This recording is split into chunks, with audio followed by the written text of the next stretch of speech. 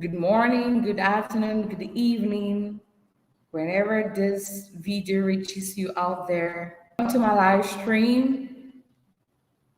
You're watching George Mills. I'm the host for today, and today we're going to be talking a lot about this Brazilian scholarship, which is an international mobility program scholarship. And we're going to talk a lot about this scholarship and a lot of things that you need to know. Welcome. Glow King, welcome. So I'm just going to start with the topic for today. And as you can see from the title, we're going to be having our Q&A on the Gcub, which is an international mobility scholarship for people who want to study doing their master's and doctorate degree in Brazil. So the results came out on the 16th of October, and a lot of people who had watched my videos, my previous videos that I did about the scholarship, and they had to apply for that. And after they applied for that, many of them came my into my DMs, sending me messages, thanking me that they got the scholarship. So before I want to start, congratulations to all those who got the scholarship, and even for prospective students that will apply for the coming years. We're going to talk about everything that you need to know from after you get your acceptance letter to the visa processing, to housing, to cost of living, to work, and everything that you need to know about that. While you're watching me as well, if you have any questions that you want to ask about this program, you can leave it in the comment section. So we're going to do it section by section. And after that, we're going to get more questions from you. So I have a couple of questions here that I got from people who got the scholarship, and I've written everything down. We're going to answer all of them during this session. And the good news is that in this session, we're going to be having a guest who is currently doing his PhD program through this route, okay? Through this program. So he has a lot of experience about this. And today he's going to be our guest, and he's going to be here to answer all the necessary questions that you need about this program, okay? So I am the host, George Mills, and we're going to welcome a guest who will come on here, and he'll do a little bit introduction before we get started. All right? Hello, good afternoon. Okay, it's a pleasure. Good afternoon, everyone. Here is our guest, and before we start with the question and answer session, he's going to introduce himself. All right? Okay. Okay, I should go ahead, right? Yeah, sure.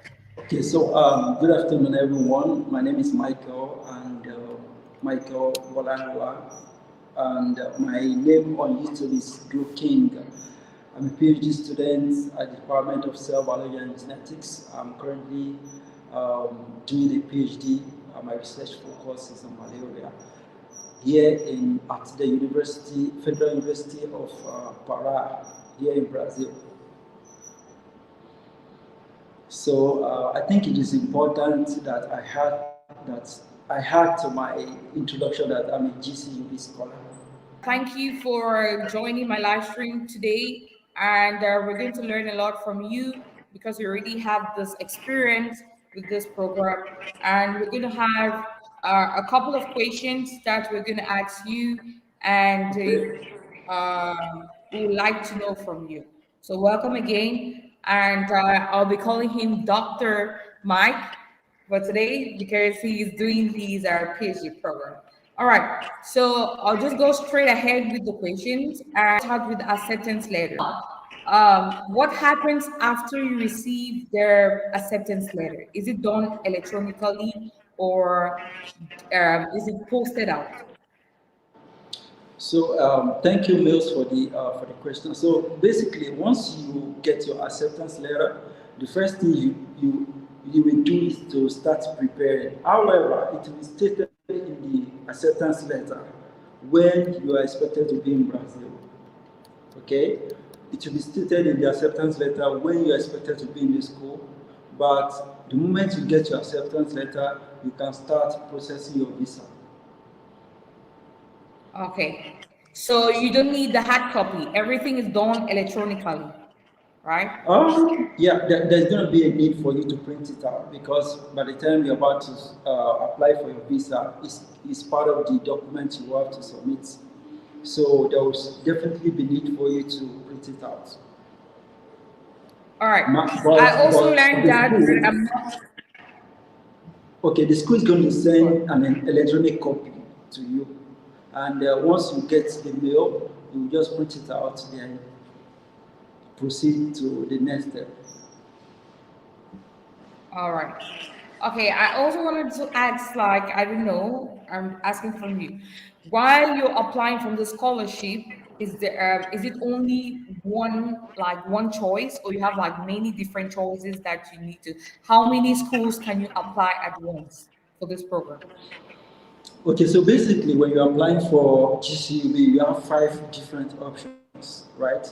So Yes. what I did when I was doing my application was that I tried to do a little research about the universities in Brazil that offers the course that I want to study. So there are different universities in Brazil that offers genetics, molecular biology, biotechnology. So what I did was to try and do a little background check to see the one that are offering it. Then, having done that, I also try to check for the quality of the research work that they are doing in these universities. So basically, you have opportunity to pick five different universities in Brazil. So then you can decide to specify the course you want to do in the different universities. All right. So in this case, for example, if you're taking for all the five different universities that you apply to, do you have to cancel? Do you have to choose one and cancel the other contracts, or do you have to go ahead to like? Is there a time that is given for you to choose only one school and cancel the rest, or So even though you have an option to choose five different schools, there's no way the five schools will pick you. So I believe there's a central regulation system that GCB, the scholarship body itself, have. So by the time before they release the result, they will check the schools that you applied for, just in case some of maybe more than one person showed interest in your application. So they're going to do a kind of regulation such that by the time they're going to get the results, it is just one school that you will see that is accepting you. okay? So it's like a joint general system that would choose like one Exactly, school. exactly. They Okay. have like All an right. internal control system to checkmate, just in case, to be sure that student is not having more than one school. Okay, all right. So Yes. this one is completely different from like other countries, like some European countries. After you have this option, then they'll give you like a week or two to choose the favorite one that you want to choose, and you cancel the other ones. The Yeah, other it's ones. quite All right. good. Right. Good. All right. Now, there's something that I don't know if there's a difference that I learned from some people that were sending me messages. There's something called some people call it acceptance letter, and then there's something called contract. Is it the same thing? Okay, no, they are not the same thing. We have to contract is different from the acceptance letter.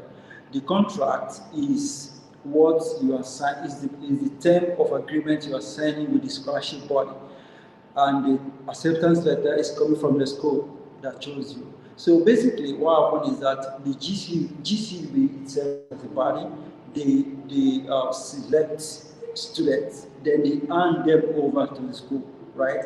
Meanwhile, your contract is going to be between GCUB body, the body of the scholarship itself, while the acceptance letter is going to come from the school. So when I got my admission, when I got my acceptance letter, it was from the school, but the contract was with GCUB. So in each school also have someone we call GCUB coordinator, just like a representative in each different school, All right. So thank you for that. So after there, you get your acceptance letter and your contract signed. The next thing that you have to do after is to apply for the visa, right? Yes, to start processing your visa. Once you get your acceptance letter, you can start communicating with the school. You can start processing your visa, and you can start getting yourself ready, basically.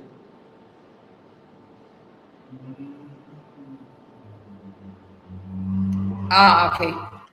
So, Ifeanyi, welcome to the live stream.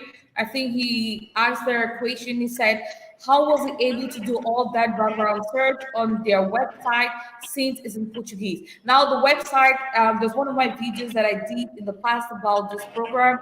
I think the second edition, which is this edition, and there I showed you how you can translate it in English.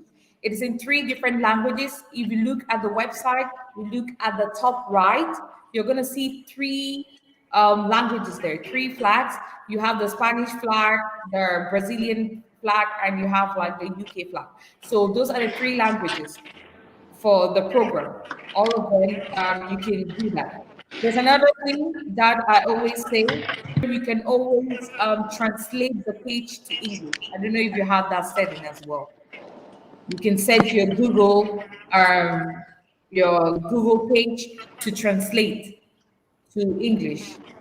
So, but then the main website of this program has 3 different languages. It could be in Spanish, in Portuguese, or English. Okay, sure. All right. Now when you get all of this, the next thing you have to do is to apply for your visa. So we're going to go to that sector of visa.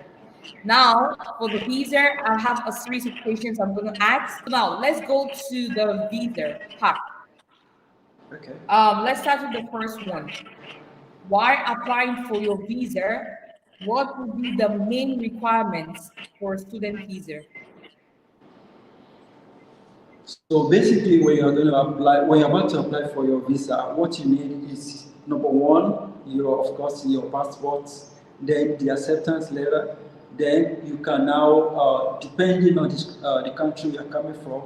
For example, if you're coming from Nigeria, you can get your passport, your acceptance letter, police report, then proof of funds. That proof of fund is just like we all know what proof of fund is, but it's not necessarily the way it used to be, what we know about proof of funds, like if you're going to the UK. So it could be just like a statement of account from someone, or even from yourself. So Okay, basically, these so are like the for the things that proof you of need. fund,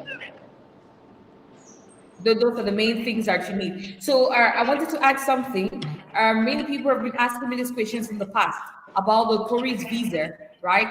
Like, how much should they always ask me this question? Like, under their videos, like when it comes to proof of funds, what do we estimate? Maybe you can put in reals or dollars, an estimate for a single person who wants to go on tourist. But this one, we're talking about student visa, and this is already a scholarship that covers a lot of things. I'm going to ask you later.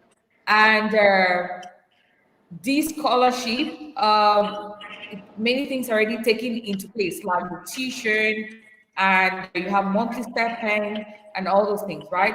So, how much can be an estimate for the proof of funds? So basically, the consular office they weren't stringent about the proof of fund. In all honesty, they weren't stringent. So I believe that if you are even having like 1 million, at least 1 million. I think it's enough. Like, $3,000 or no, if you're having like 6,000 EIs in your account, it's enough. So since everyone is coming, since people that are connected to this live show, we are talking about Brazil. So I'm trying to use the Brazil currency to try and calculate at least what is needed. So if you have 6,000 EIs, it's enough for your proof of fund. So now the next thing I want to ask about the visa is language proficiency, because there are three different languages for this program. You have Spanish, Portuguese, and English, right? And I think one person sent me a message that he actually applied for this program, but he was taking for a program that is in Portuguese. But he is a native English speaker. So in that case, where you have Portuguese or Spanish, or English, do you need to prove any language proficiency? Okay, so basically, for example, I applied from an English-speaking country. I applied from Nigeria, and Yes. the major language we speak is English. But and in when you're applying for GCUB, you can either apply with English, with Portuguese, or with Spanish. Oh, yes, but once you get to Brazil, the mode of instruction is going to be in Portuguese. One thing I've noticed is that the lecturers are very flexible. You could tell them that, okay, I'm a learner, I don't understand Portuguese. Is it possible you give me slides of one of your of the classes so that I can translate them? When it is time for exam, you can also try to talk to your coordinator or your lecturer and to ask them if it is possible for you to be assessed in your local language. But basically, the general mode of instruction, the general language for instruction in Brazil is Portuguese. All right. Now, I believe that you came in for the first edition, right?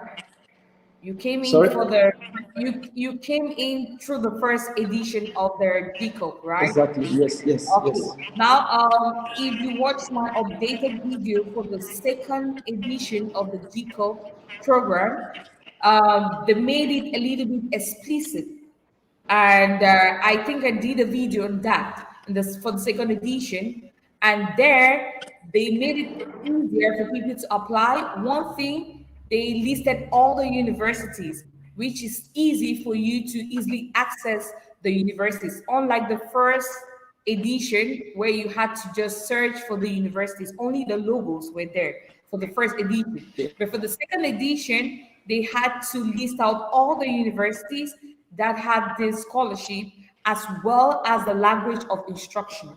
I did it in the video. I'm going to leave the link in the description section after the live stream.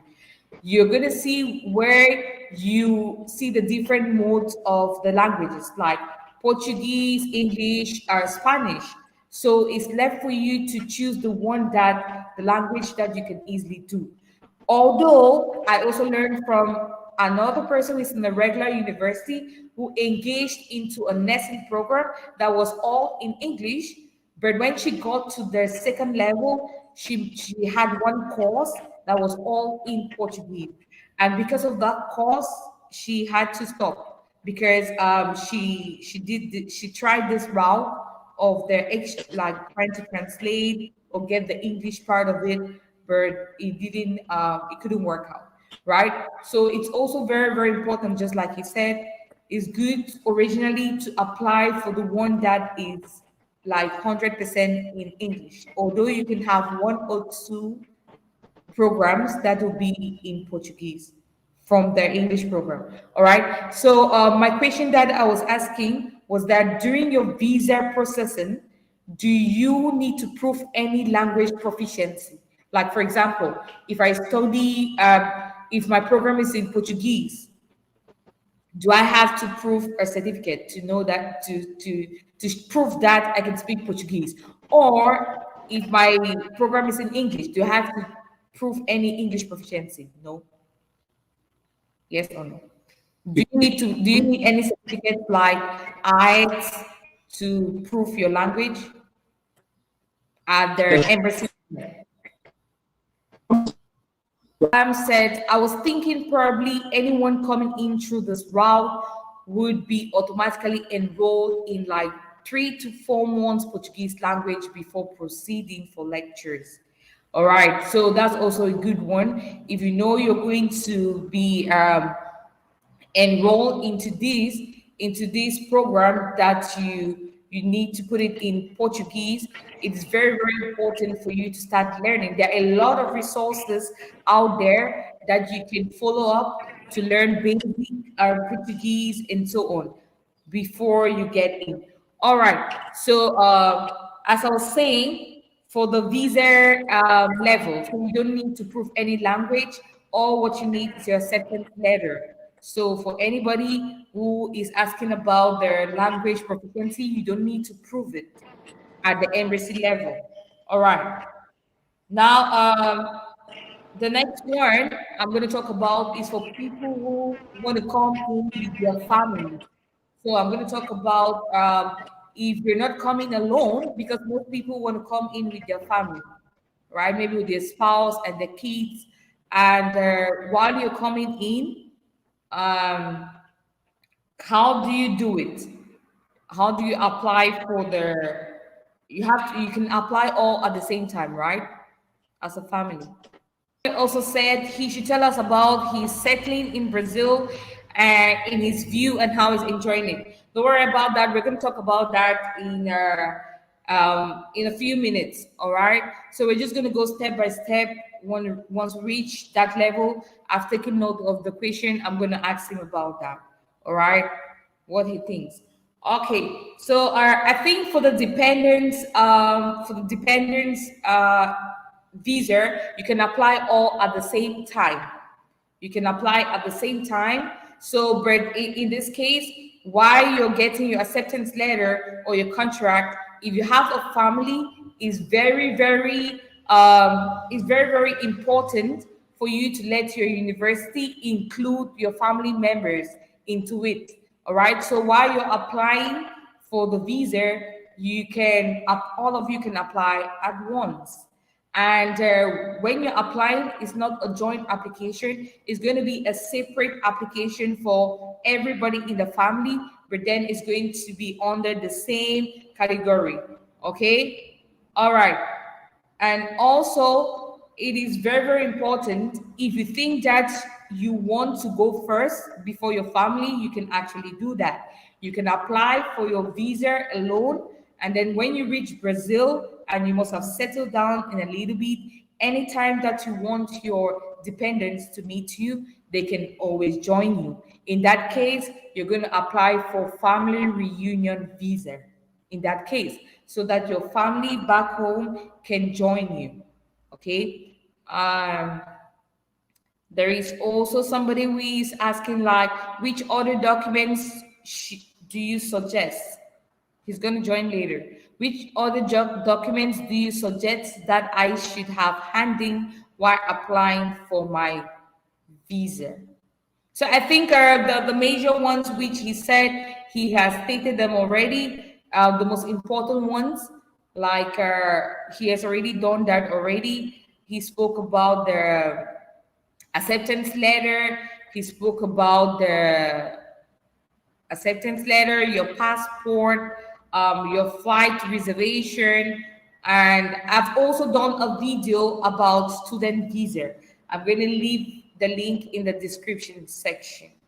All right. Please, we need a little bit of clarification as regards the proof of funds.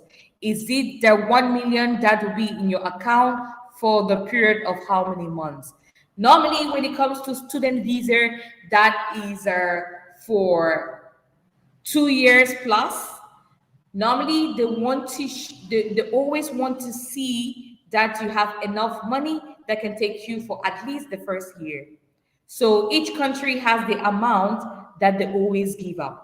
Now we all know that this is a scholarship program that also has some money that they give as the monthly stipend, right? So you don't really need to prove too much for the proof of funds. If you're alone, the 1 million he's talking about is 1 million naira. 1 million naira, I think, is equivalent to about $2,500 or $2,000 or so. Equivalent. And it's equivalent to 6,000 here, 6,000 also. 6,000 to 10,000 real. And again, Salam, you said, should it be in their account for a long period of how many months? Normally, they always want you to do a bank statement of 3 months back. All right. So you have to make sure the money is in your account like 3 months. Even if it's not like the same amount of money, make sure there's a reasonable amount of money in your account, like 3 months to prior the time you want to apply for your visa. It's very, very important. Okay, because you don't want to put a huge amount of money towards the time when you want to apply for your visa. Also, if you're going as a family, you also have to make sure the money is more. Okay. After the nomination of the welcome to live stream, Usman. After the nomination for the scholarship, do we still or be needing a proof of funds at the embassy stage? Yes, of course, because the monthly stipend that you're going to be having is not going to be enough for you to cover your feeding and all of that. So you need to prove that you have money that can cover your feeding and other things. And I think also accommodation. I'm going to talk about that in a little bit. Okay? So you need to prove. You need to prove that you have money, but not too much. Okay? Now, welcome back. Okay, yeah, thank you for. I'm very sorry for the. I have to change my network. No worries.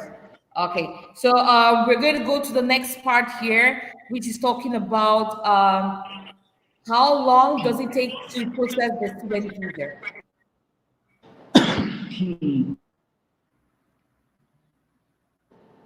Usually, one beautiful thing about the visa is that GCU, the scholarship body itself, they're going to send like a pre-approved visa to the visa consular, to the consular office of your country. So just to expedite, just to make it faster. So within the space of 2 to 3 weeks, you're going to get your visa. Unlike the Wow, conventional, yes, unlike the conventional visa application that could take like 2, 3 months, this one within the space of 2 to 3 weeks, you're going to get your visa. yeah. All right. Welcome to live stream, Baba JD. Baba GD. All right. So now you can hear from him. He said 2 to 3 weeks. And I want to say something. That was in 2000. I think he came in 2022. Then Brazil visa as a whole was the processing time was really short. Like the tourist visa, you could have it in a week, and the student visa, you could have it in 2 weeks until the election time.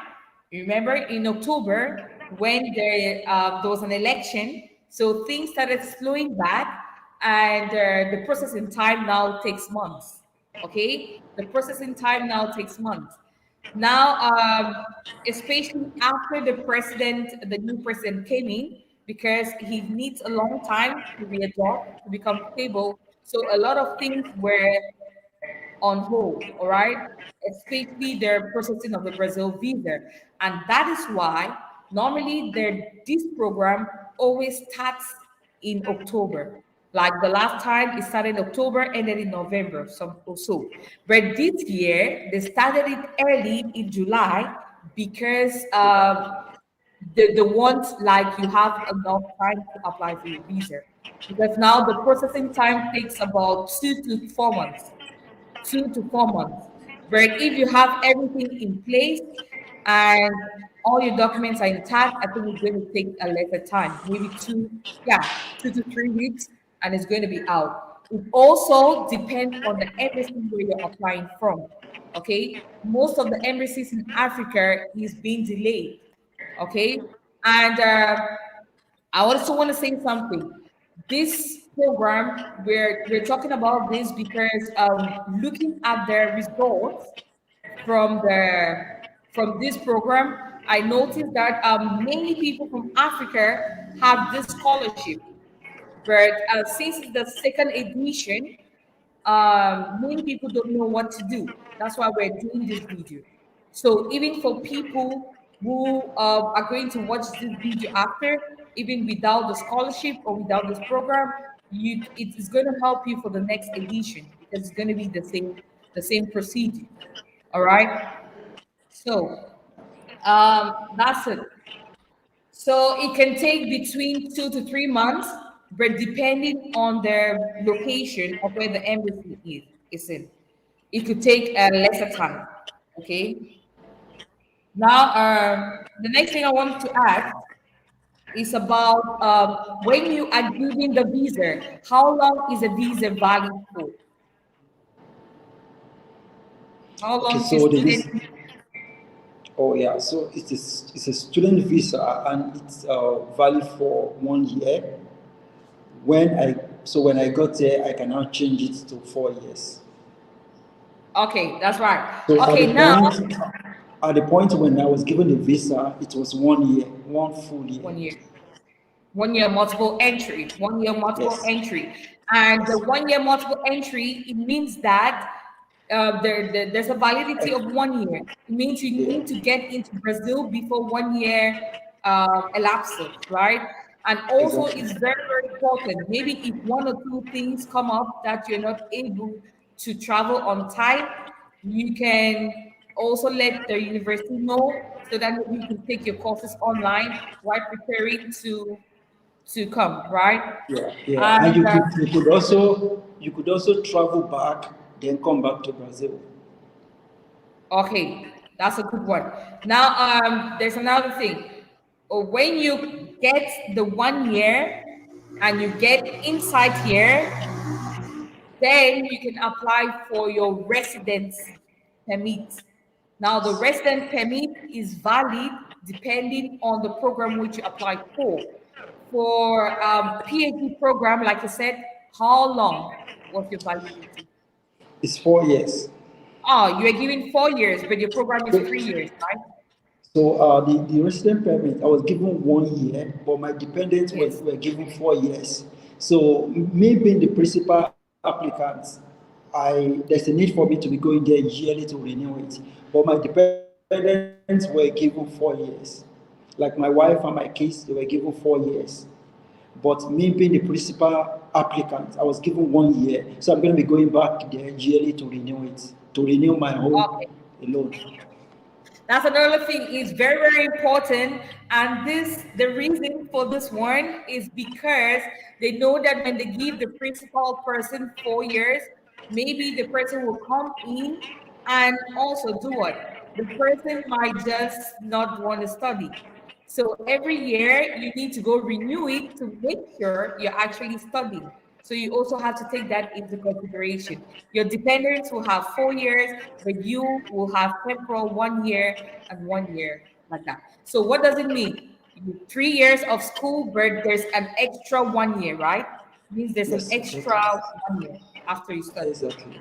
Exactly. Because some people were asking, do you have like a visa extension after your visa? So that's it. They give you extra 1 year. Exactly. Okay. Good evening, Jerry. A quick question. How easy is it to learn the Portuguese language? Okay, we're gonna come to that later. All right. Now, that's it about the visa. If you have any questions about the visa, you can drop it again in the chat section so that we can go to the next topic. All right. So, we're going to go now to the next topic, which is accommodation. Accommodation.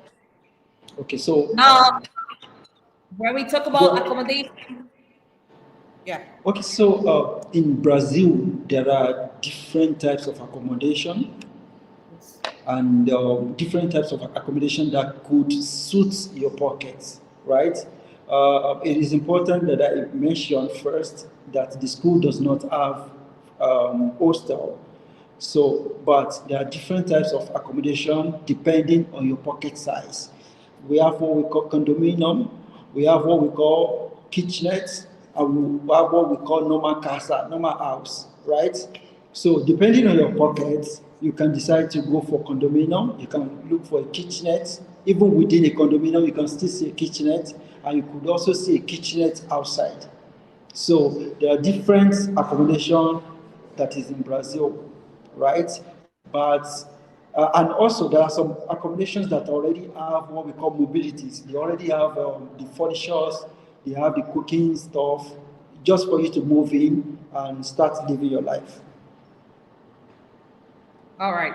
So okay, that's a good one. So you know the different types of accommodation. Now let's get to this part now about the money, because there was somebody that was trying to ask about does their monthly stipend, because this scholarship has a monthly stipend. And some people, oh, I think the people who have the contract, they already know about the amount. I want to ask now so that prospective students will be able to know the amount for the monthly stipend. What is the average amount that is given every year for the monthly stipend? Every year or monthly. Ah, it's given monthly, but I think they Okay, give it one time for the whole year. okay, so it's the stipend is given monthly, and if you are doing a Okay. master, if you are studying for master degree, you're going to be given 2,100 years. If you are doing a Every PhD, month. you're going to be doing for a month. You're going to be given 2,100 years. Okay, sorry. Okay, Don't let cool. me pronounce the reais like Portuguese people. Reais. You're going to be given Yeah, 2,100 reais. yeah. Okay, but if you are doing a PhD, you're going to be getting 3,500 reais monthly. Oh, then that's cool, because I learned from the last scholarship. I think somebody told me, the person told me it was good, is that's yearly, and the person said that his contract, I don't know, maybe it depends on the school, or because this is a new regime with the new president, he increased the values for everything, being their salary, the lowest salary in Brazil has been increased. It used to be 1,000 before, but now it's 1,300. So I think we increased the prices for everything, which is good. But for the last program, Yeah. I So think it was, after the inception of okay, after the inception of Lula, President Lula, I think yes. the stipend was increased. So I think it used to be 2,100 for PhD before, then 1,500 for masters. But right now it is 2,100 for masters. Then with between 3,100 to 3,500 for PhD. Okay. All right, but that's a reasonable amount, because somebody was telling me like $1,200 for the entire year, which is about 6,000 real for the entire year. So the people they were confused, like, okay, so if it's 6,000 real for the entire year, it therefore means that every month is just 500 real. Okay, but now you can hear the prices clearly. So for those who want to study next Yeah. year, if you are doing the master's program, then you get 2,100 reals every month. That's a reasonable amount, all right, for workers in Brazil. And if you're doing your PhD program, you get 3,000. 100 to 3,500. Okay, 3,100 to 3,500 every month. That Every is month. the reason I asked about this one, is because of the accommodation. Because somebody said, is the accommodation added into their monthly stipend. But no, this money is just given. It's up to you to know how to manage your money, depending on you. Now, there's something I want to ask from or somebody. Somebody said, does the host university offer accommodation for students?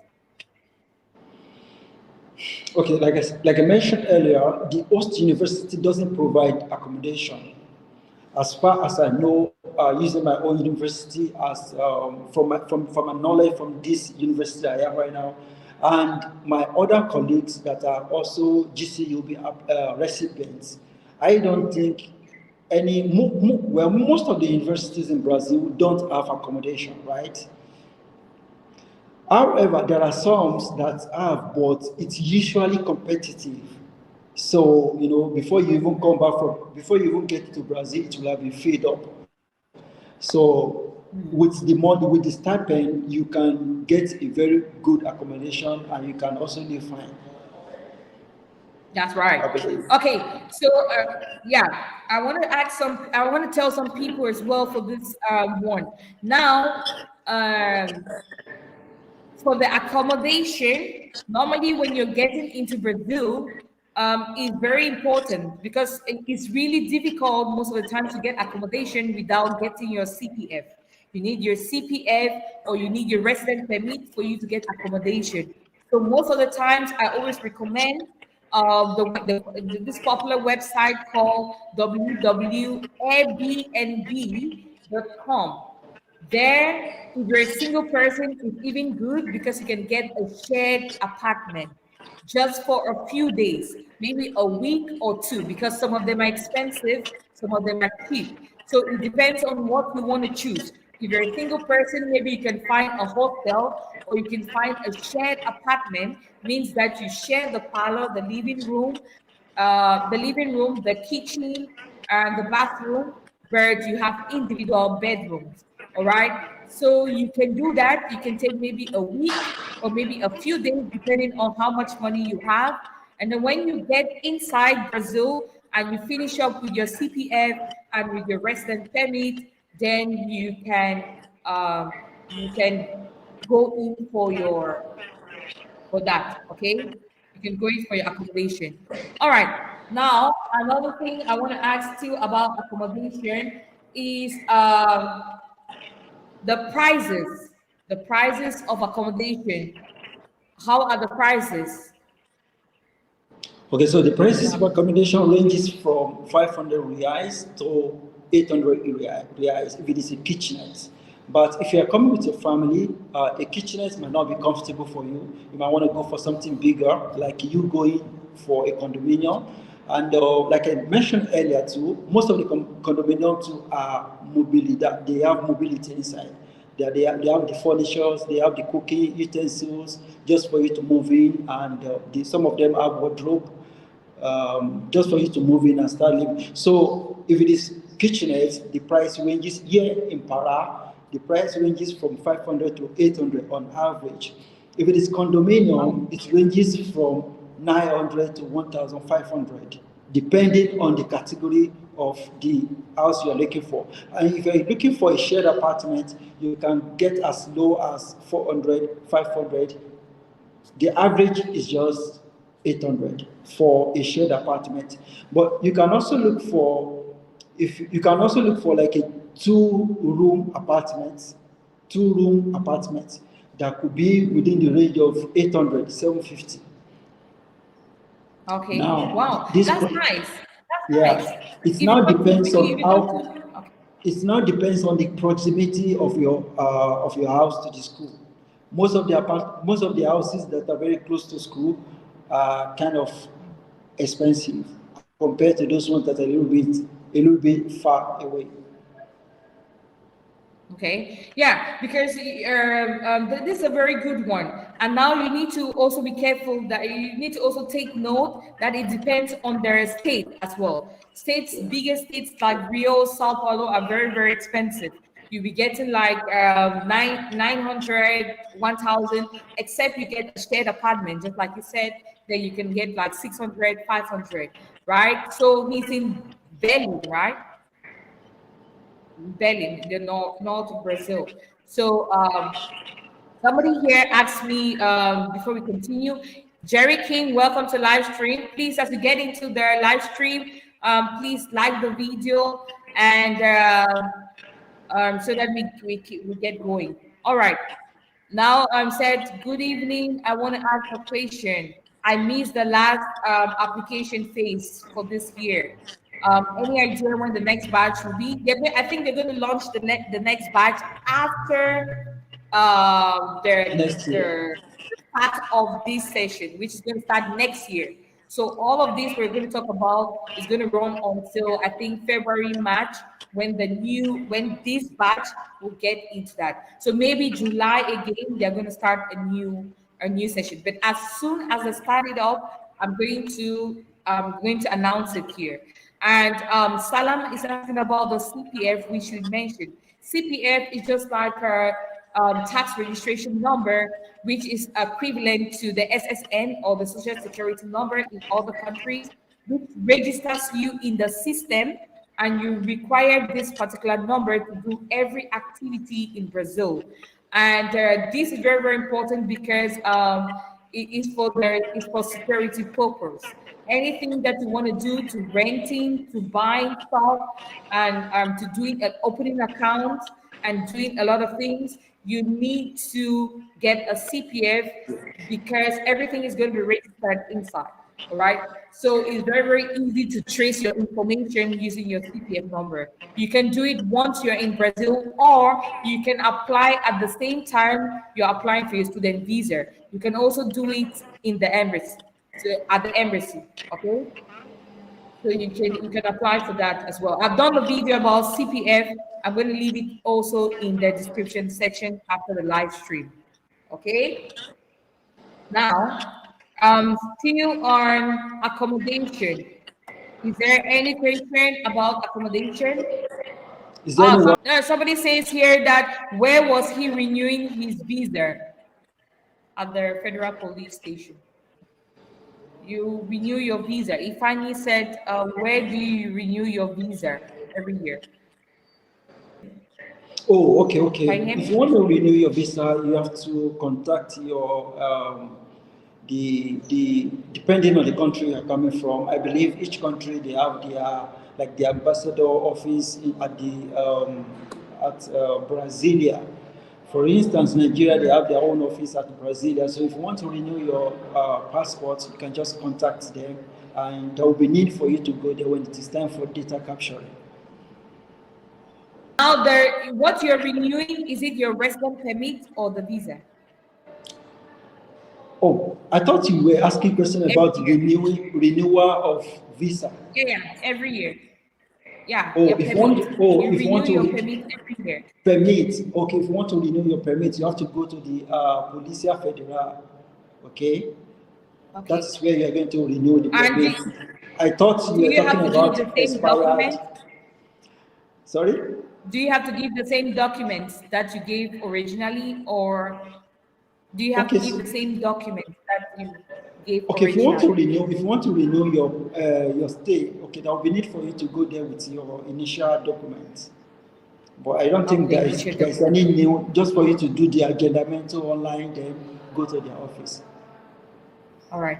Another vital thing I want to ask: do you have to show the criminal record Okay. certificate? Okay, so for people, the issue of criminal record is a little bit, it's somehow because when I was coming, I presented it as part of my document, but upon getting to Brazil, there was no need for it. Okay, There's no need for it. There is no need for it. It actually saved me, because I got information earlier. It saved me because I could have renewed mine. The first one I got from Nigeria expired.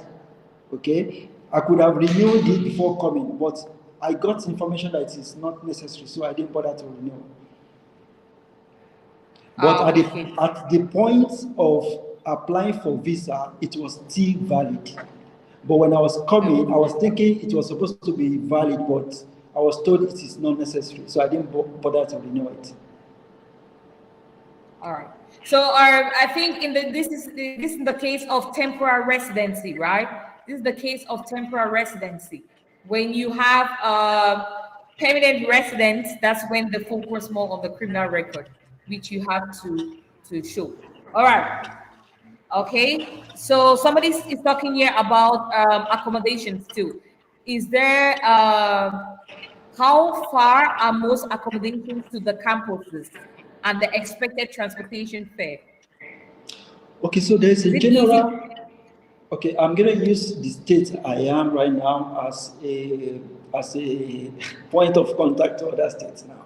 I wouldn't know how it is anyway in other states, but right here in Para, there is a general that if you are going from here, irrespective of how far you are going to pay the same amount.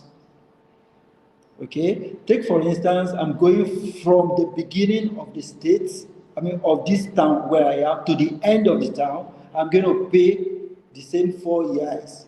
And somebody that's going to stop in the middle is going to pay 4 years. But as a student, it has been slashed. Instead of you to pay 4, you're going to pay 2.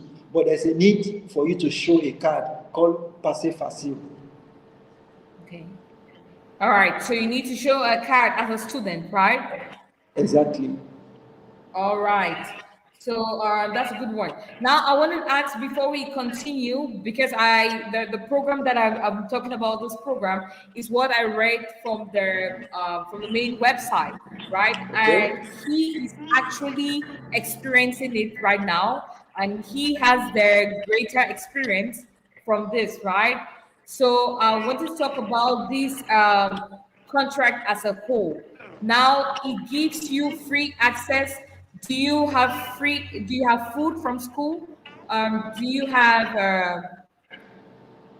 like free Portuguese classes, right? Okay, so yeah, the school made arrangement for free Portuguese classes. Just make yourself available, right?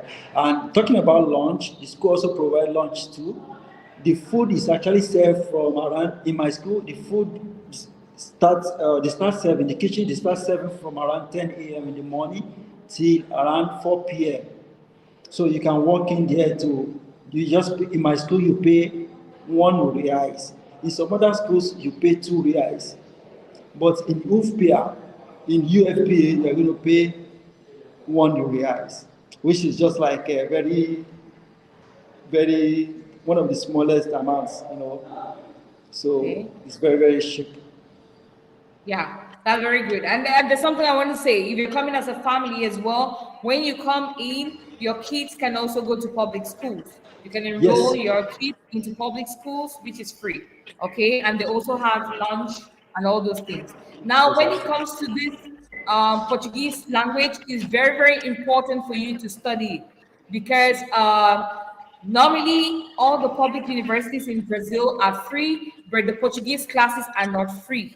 Portuguese classes, you pay for it. So this is a very good scholarship as well for people who are studying. And it's very important for you to take note because it's going to help you after your studies. Okay. So now let's go to the next area, which is he said, in reality, the stipend will not given to the master student will not be enough to cater for the dependents, and mostly, especially if you have two kids. So, can you get a job on Okay, this okay. scholarship program? Okay, one of the clauses in the contract that you will sign from GCUB is that you will not work. Okay, but there are that's one of the clauses, and in as much you've signed it, I know that as student you might want to look for ways to augment the stipends, but the only job you can easily get, let me use the word easily get, is teaching job. Okay, there's some other jobs that you can apply for online that you can actually get, but the one that you can easily get is the teaching job, and that one you can apply for it online. But most of them, they want you to have been All in right. Brazil. Okay, so Salam, did you get that? So that's it. So if you're under this particular scholarship program, you're not supposed to work because of that amount of money that you get every month. If you're going to have dependents, then you're going to, the scholarship is only for you. It's not as a dependent. You apply the loan, so the money is only for you. So if you have dependents that you want them to come over, and the 3,100 is just more than enough for one person. So if you're coming now with And dependents, you're not supposed to work. And if you want yes. to work, then you can become a self-employed person. And to become a self-employed, then you can teach remotely. Those are the jobs that are easy, remotely, or you can do customer service as well remotely. But you'll be needing another the self-employed business registration, which is the PG. PG, right? I've done a video about that as well. So I You need think, that. yeah, I think it's okay. I think it is important for me to add that if you are coming with a family and you're a master student and you feel that the 2,100 reais will not be enough, you can actually apply for the family bolsa. The people can go and look at the video you made about the family bolsa, how to apply for it. You can actually apply Thank you. even as a student in Brazil. You can apply for family bolsa to support the Correct. family. Thank you. So I also answered this one. Thank you for this pointing out this one because it has also answered one of the questions that someone asked me about the family bolsa. I've also done a video about that. I'll leave it in the description section after the live video. So for the family bolsa, somebody asked me, those with permanent residency, can they apply for the family bolsa? So good. Not only those with permanent residency, those with temporary residency can still apply for family bolsa as well. Okay. Is after studies. Let's talk about after studies. Now, after studies, in some odd, okay, before we get there, I want to ask this question as well. Can your dependent work? Yes, your Can your dependents can dependent work. Officially, Okay. officially your dependents can Okay. work, but you as the principal, you are not permitted to work officially. Okay. So officially, your dependent can work as well. So full time, is it full time or part time? Full time, depending on the kind of job you see, you can apply for. You, the principal, you are the one that is not permitted to work Only officially. you. So everything is on you. So, but your dependent can work. So if you're coming in, the other person can work full time, and you without that. So now the next thing I want to talk about is generally before I go to talk about studies, I think there's somebody who asked a question. Jerry asked a question like, oh, it's Ifani, I forgot, right? So this person asked a question like, as a whole, how are you enjoying Brazil as a whole? Your studies and everything, and how your studies are going. Is it Sorry, okay for can you? you recast the question? I didn't get it. Can you ask again? All right. So I'm saying that there's somebody who asked, I don't know if it's Ifani or Jerry, he asked the question that how is your life in Brazil as a student? Is it going on well? How are you enjoying it? Okay, so in all reality, I'm enjoying it, but I'm missing the part where, okay, maybe from my experience in Nigeria, where everything is just too smooth. Like nobody's chasing you, nobody's on your neck, do this, do that. So you're just given the freedom to do anything you want to do. And everything is just, so it's kind of strange to me, right? So, when something is too Mm, soft for you and you've been used to one kind of lifestyle before, and you're now trying to adapt to a very kind of softer lifestyle, it's kind of yes. strange. So, everything is going well. Everything is going well. And All one thing right. about Brazilian that is worthy of note is that they can go extra mile to see that you are helped. They can go extra mile to help you, to assist you, especially when they notice that you can't speak Portuguese. They can help you, they can leave what they are doing and like when I was going to do my boss card, the passe facile, I just met a man that, please, can you direct me to where this place is? Just like the local government. The man was selling stuff. He left his lodger, he left his shop, and was helping me to look for boss. He didn't leave me until I found boss. So Wow. they are very willing to help to assist people. So life in Brazil in general is beautiful, to be honest. Okay. Life in Brazil is good. All right, talking again about the bus. Somebody left a comment about transportation that you said about 4 reals for the bus ticket. Is it pay ride or is it one way or both ways? It's parade. Ah, it's pay ride. Yes. Okay. Hey, and there's something I want to tell you. The very first experience I had with the bus, I want to tell you something.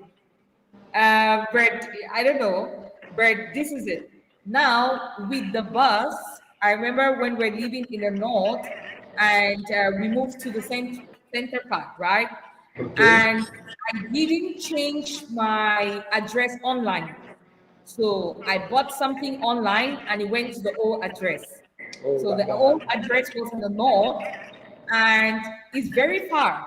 Using the Uber, I'll spend about 50 reals for one ride. So I had to use the bus for my very first time. So when we used the bus, we got into the bus. I don't have the bus card, nothing. I didn't know how they pay for their, normally you're supposed to have cash. When you want to get into the bus, you should have cash. All right. So we got into the bus, and when we reached, we wanted to pay with Pix, because here in Brazil, you can pay with your card.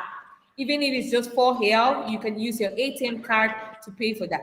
Okay. Even if it's 1 real, you can use your Pix to transfer it online. So Exactly. that's because of security as well. So when we reached where we reached, and we asked like how much? We said 4 real.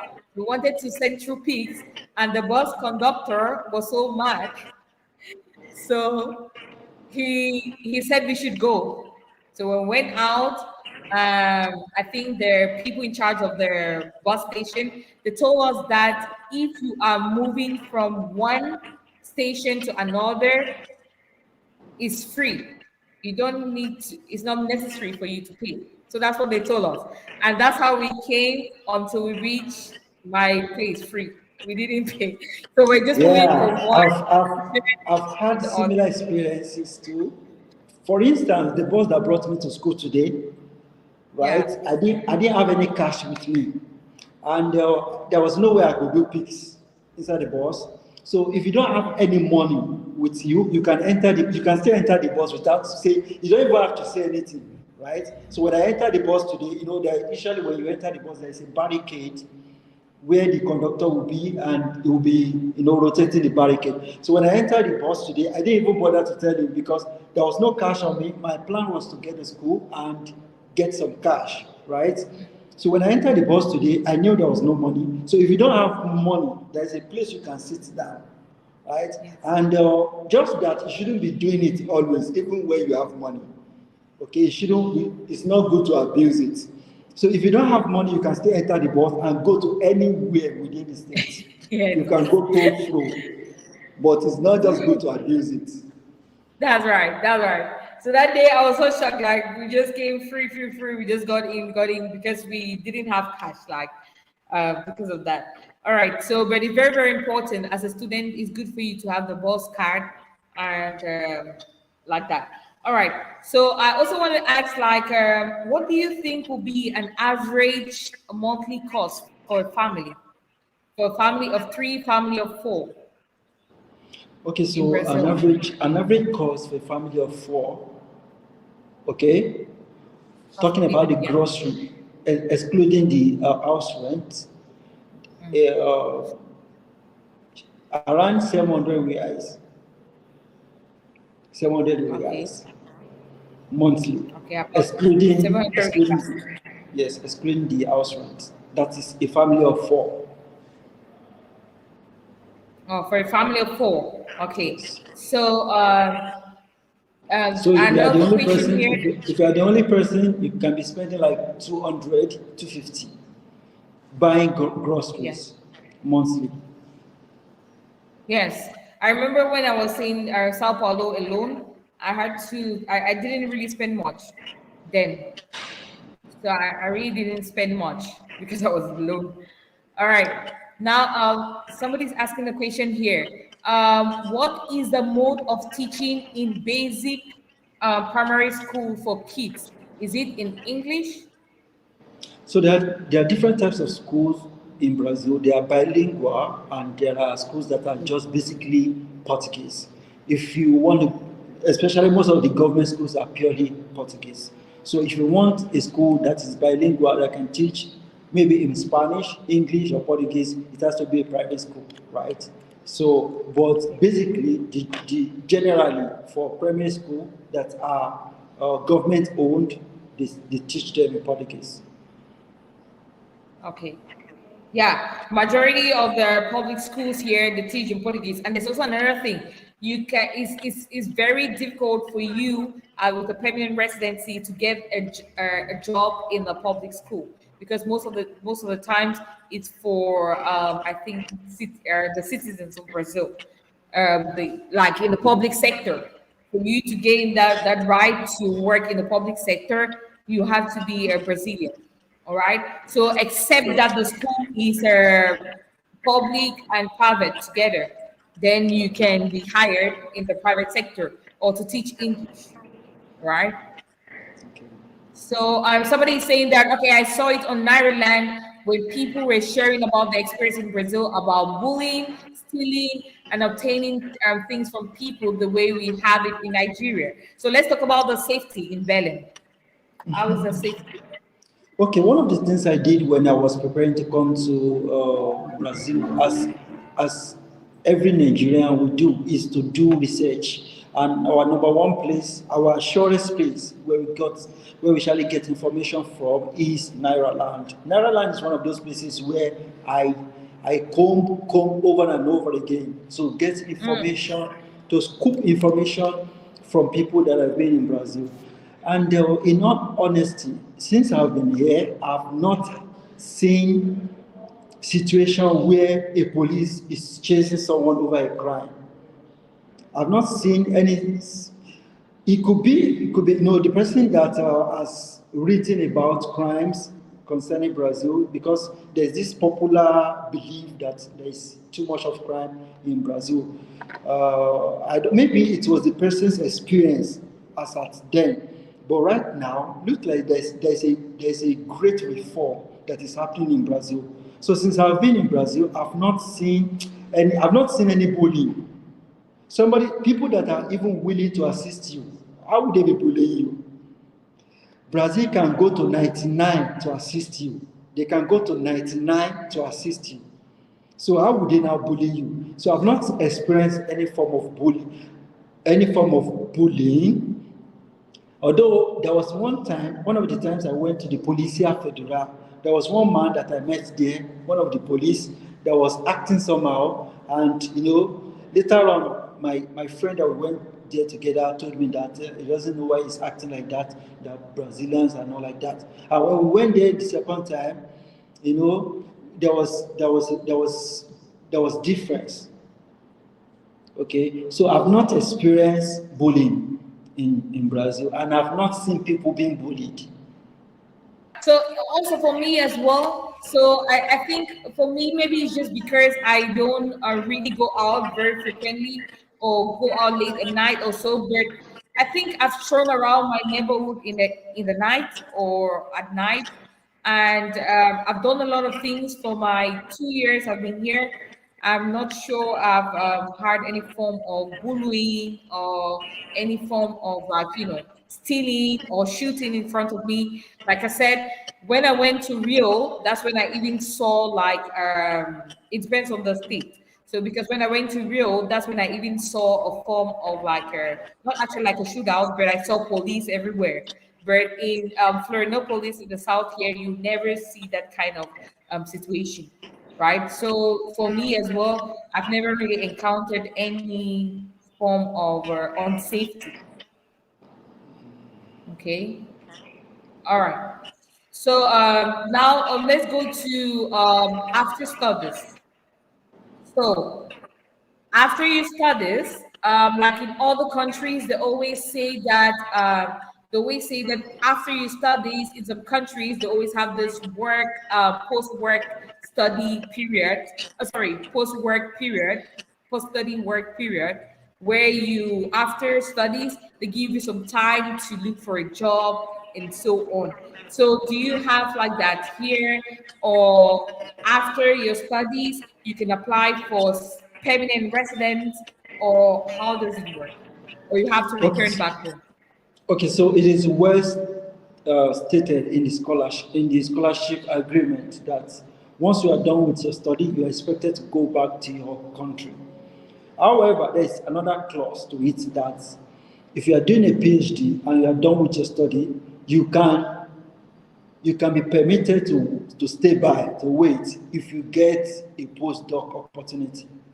So basically, a postdoc is also a job in Brazil. So if you before you finish your PhD, wisdom will be not. I mean, it is wisdom for you to start looking for. If you really want to stay by, you have to start looking for something else. So, however, GCUB stated in the contract that once you are done with your study, you are expected to go back to your home country. Yeah. There's another thing I want to also state out, which is a very good thing about Brazil. While I was doing my research about the permanent residency, and the part like the normally you have to be on your temporary residency for 4 years, and then you apply for permanent residence, right? You qualify. If you have a temporary residence, like a student, normally you have a temporary residence, and if you reside here for 4 years continuously, then you can apply for permanent residence, and then another 4 years for ordinary, then you apply for citizenship. But there is something that I noticed: there are special cases, and scholars are also part of them, especially for those who are doing, I think, researchers, scientists, and scholars. They have 2 years. Sorry, 2 years. 2 years on instead of 4 years on your residency. You can apply for permanent residence. You Okay. can apply for permanent residence. I researched that. You can also try to research it after this. And if you stay 2 years, then you can apply after that. That's why this particular program is only for masters and PhD, because Yes. the scholarship program is mostly for masters and PhD. Because after the 2 years of masters, you can apply for permanent residence. Exactly. So, and that is why it's also very important for you to learn your Portuguese. Use that advantage to study your Portuguese for free. And it is very, very good because you right now there are many ways of proving your proficiency, your Portuguese proficiency at the time of application for your permanent residence.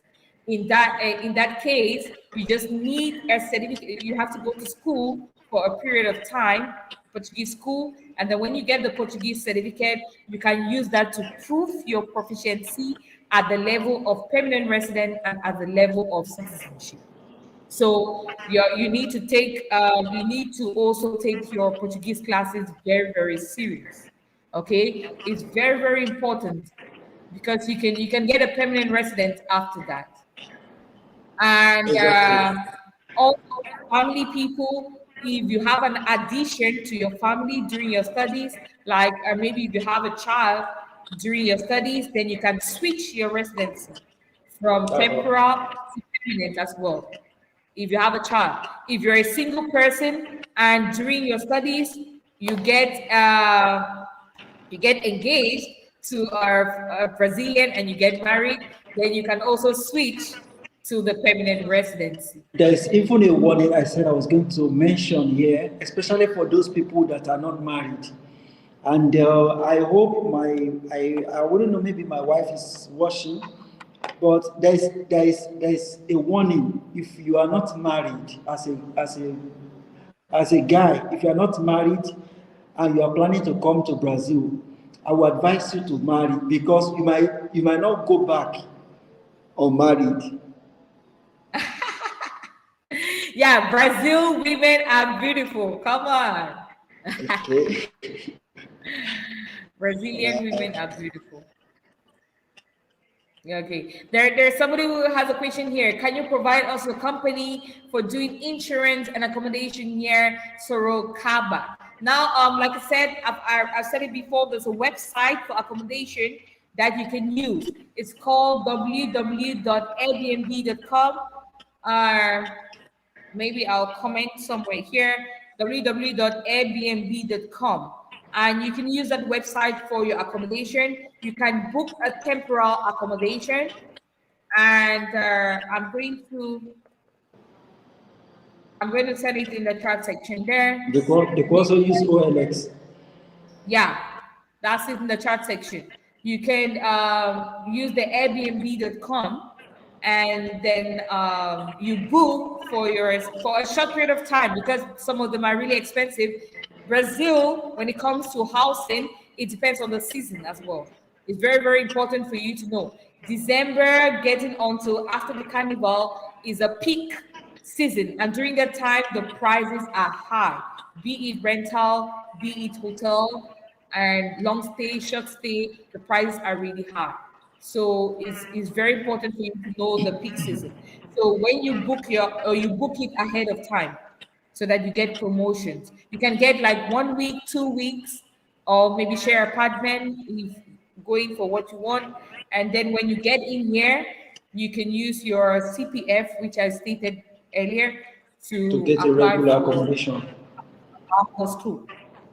Yeah, in Brazil, when you get into Brazil, it's easier for you to get an accommodation, because you can easily search from Google. But maybe if you're in Africa or you're in Asia and you type it, you hardly get it. But when you're in Brazil, you just type like accommodation near me, you see a couple of them appear. So it's very important. Another thing that I want to talk about this after studies is that there is something still under this scholarship website, which is called exchange program. Many people around the world don't know about exchange program.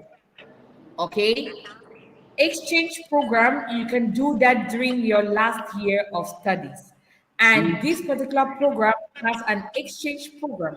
If you open the website, you will see a couple of universities that have there are partners with these universities that you can go there to study for your exchange program. That is another route that people use to go to other countries after Exactly. their studies. Okay, Exactly. not only in Brazil, but many other different countries, they always have what we call exchange programs. Now, in Brazil, you have a couple, this program has a couple of exchange programs all over the world. In North America, you have in Asia, you have in Africa still. So if you have plans of going back to Africa after your studies, you can look for a partner university and do an exchange program, and they're going to send all your grades transferred to that school. It's very possible. Or if you get work in that country, then you can continue there. Maybe Canada, USA, Africa, Asia. You can see it's on the website there. You can see all the partnered universities. So you can do the exchange program, but I am not sure if it's also going to be free. Maybe it is free only for this particular, because if you have to pay tuition, if you're partnered with this, maybe it's also going to be free. But I'm not sure about that. Okay. So you just check out. All right. So there's somebody says only public schools are free for kids, and English is not the mode of teaching. That's why public schools is Portuguese. It's only at the level of university that you have some courses or a few programs in English. All right. And so does that mean that a kid of 4 years old will have to say bye-bye to English and then be brought up with Portuguese? No, Salem. My son goes to a school, to a Portuguese school, but he speaks perfect English than Portuguese, because at home he speaks English, of course, and in school he speaks Portuguese. So So I think that's it's very important. Yeah, I think it is important for people to know that if you are bringing your kids who has been schooling in an English school, maybe from Nigeria, if you're coming to Brazil, you also have some measure of work to do, right? So you are not just going to leave it to the government. So if the student is going to school and he or she is being taught in Portuguese, when he or she comes back home, you are going to teach the child in English. So there's a part of work for you to do as well. yeah. Okay. And they're not only Portuguese schools. If you have money, then you can let your child go to bilingual Exactly. school. Yeah, exactly. Especially from 5 years and above. You can let them go to bilingual school. You can pay for hours. In Brazil, here, you can pay for hours. You can let your child go to a public school during the morning session and a bilingual school in the afternoon session.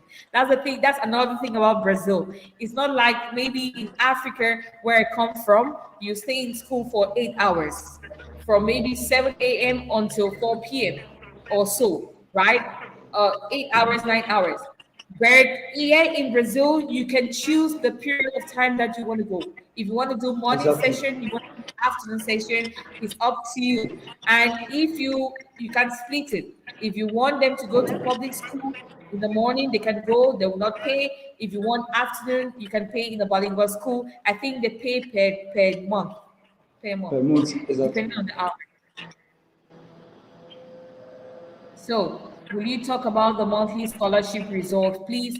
Aisha, I think we were spoken about it, but I think Glocking, Dr. Mike is going to talk about. Just can you just give us the figures again so that Aisha can be updated? Okay, so I said if you are studying if you are studying for master's degree, the average, I mean, the amount for the stipend is 2,100 reais. But if you are doing your PhD, the amount is 3,100 to 3,500 reais A month. per month, monthly. A month. So what you spoke about, like the, let's say you're earning 3,100 or 2,100. Let's say if you're alone, then you can be able to save a lot, right? Because you spoke about Sure, sure, the sure. monthly. Yeah, you can be able to save at least 1,000. All right. Because Uh, basically, if you are alone and you are getting 3,000, you can't spend more than 1,500.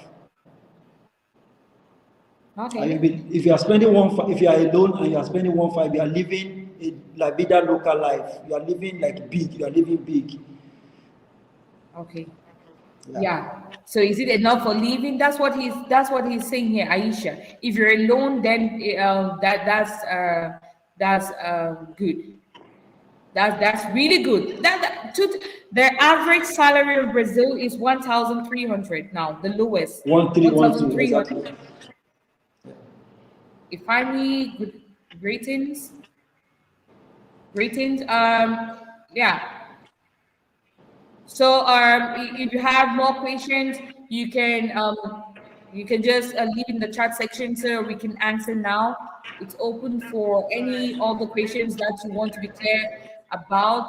You can leave it here. So for the person that was talking about the different languages that he applied, but his scholarship is in Spanish also. He said Spanish or Portuguese.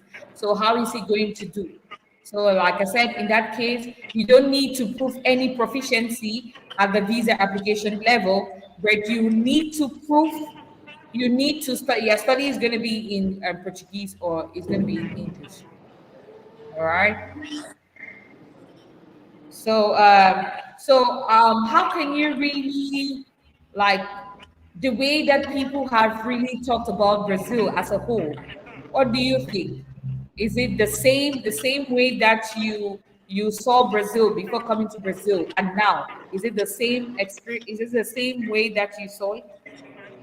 Okay, so my orientation about Brazil has really changed.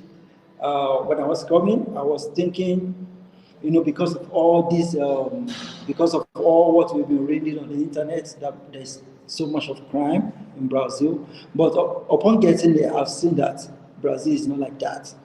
As a matter of fact, like someone that is coming from Nigeria, Brazil is, in a way, have some similarities with Nigeria in terms of population and in terms of their, like everywhere you see Brazilians, they are ready to assist you, and I've not seen any crime actually. Okay, but I'm saying that Brazil is similar to Nigeria in terms of population, because when I was trying to do a research online, trying to know the population of Brazil, is around 200 point something million, right? Which is similar to what I have in my country. So talking about the orientation, my orientation has really changed about Brazil. Okay, and one thing that surprised me negatively, anyway, in the state where I am, I didn't know that Brazil has different weather in different regions. Okay, so I was Yeah. thinking that it's gonna be, or I was thinking it's gonna be a very chill place where I will have to be wearing my jacket all the time and all, but it's not like that. Okay. In the All state where right. I Now let's talk am, about, in the state where yeah, I am, Brazil it's is really, usually the weather is not cold, just like the way I have it in my country. And in Florianopolis in the south, it's always cold. It's always yes, cold. At times, yes, majority of the time, it's always cold. yes, yes. So, That's one thing about when it comes, some of my colleagues that are in the south, GCUB recipients. When I was complaining about it, they were complaining about cold. They will have to be boiling water before they will bath, before they will drink, according to them. And me, I was complaining about hotness. yeah, I think even the time difference in some states, the states are Amazonas around Manaus. They're like 1 hour behind us. Behind, Behind yeah, us, in Florianopolis. The time difference also changes from people in their Amazonas state. yeah, I don't know. Yeah, there's also a time difference. Now, let's talk about. Oh, there's a question here. Chidimar, welcome to the live show. And here she says, please, apart from teaching, can you secure a job in production company in Brazil without knowing how to speak Portuguese? So we all know that Brazil, their primary language of communication is Portuguese. So if you want to get any, and there are so many opportunities. That's one thing I've been saying. There's so many opportunities, but you must learn how to speak Portuguese. For instance, if you get to Brazil, do you know you can actually go for programming school, especially in my state? You can go for programming school, you can learn Java, you can learn any other programming language you want to learn, developing a website, but there's a need for you to learn Portuguese because mode of communication, mode of dissemination of information, even in the class, is Portuguese. So it will be so tough for you to be employed without you being able to speak Portuguese. So if you are planning to go in this direction, I think it is better for you to start learning Portuguese now. If you have basic, you can still manage. Okay. Yeah, okay. So you can still manage. Yeah, and also it depends on some states. Like for example, here in the south, there's a state I got this information from one of my brothers who lives in Paraná. He told me like in Paraná there are many production companies there, many production companies there that don't care about the language. Like when you're working like in production companies, especially the manufacturing area, you don't really need Portuguese because it's just more of like you just go there, mind your business, Oh put yeah, things yeah, together. that's true. That's true. Talking about manufacturing company. It is actually possible. There's no lie. There's no doubt. You can actually get a job without you being able to communicate in Portuguese. It depends on the area, just like you mentioned. Yes. Also like IT, just like you're saying, everything IT. That's why you can easily get a job in an IT company with speaking only English. All right, we need But Portuguese. All right. even at that, do you know there's still some companies that are looking for people that can speak English. They're not even talking Okay. about teacher now. There are some companies that are looking for English speakers. That's right. So there are different opportunities depend on how lucky, how you can search and how you can, search for the job. That's right. All those things. I think they're possible, just like we said. All right, there's one person here that was talking about. The person was talking about after your masters under this program, can you apply for a PhD program, like to link? Yes, you can. That's one beautiful thing, although the scholarship, um, officially, the scholarship body says when you are done with your masters, you are supposed to go back, right? But Yes. if you finish your masters, you can actually continue your PhD. And PhD here is free, and you're going to be getting your stipend Yeah. as well. So that means you are going to develop a good rapport with your supervisor and come up with a very good, fascinating project. So if you can do that, you can just continue your PhD and you continue getting your stipend. Yes. I, You I can have a just. friend. I have a friend in my lab right here, and he came from Argentina.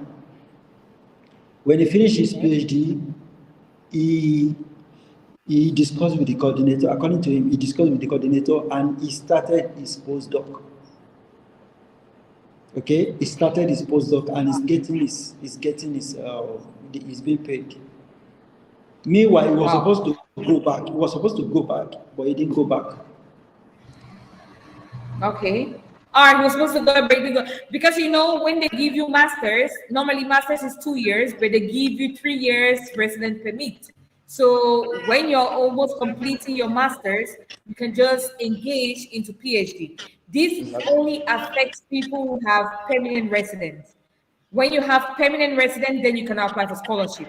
So, for example, if you are studying and let's say you have a child or you got married to a Brazilian and you switched your visa from the temporal to the permanent, then what happens?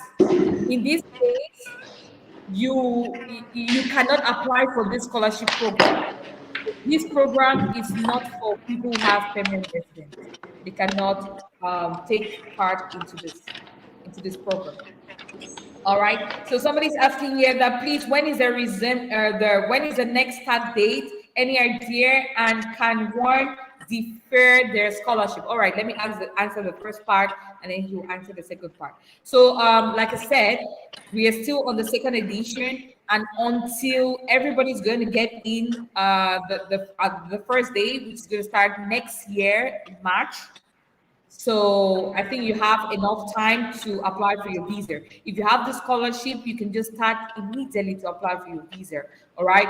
So the next batch is going to start up, I think maybe July. Maybe they'll just make it the same. Maybe July every year. And it starts July. But anytime it's going to start, I'm going to announce it on my channel. Okay. For the third edition. It says here, can you defer the scholarship, Yes, it's Dr. Mike? possible. If you want to defer your scholarship, you can actually defer it.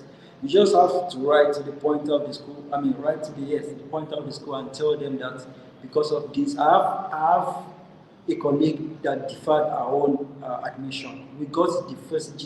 She's part of the first set, but right now she has not traveled. She deferred the admission, so it's possible for you to defer it.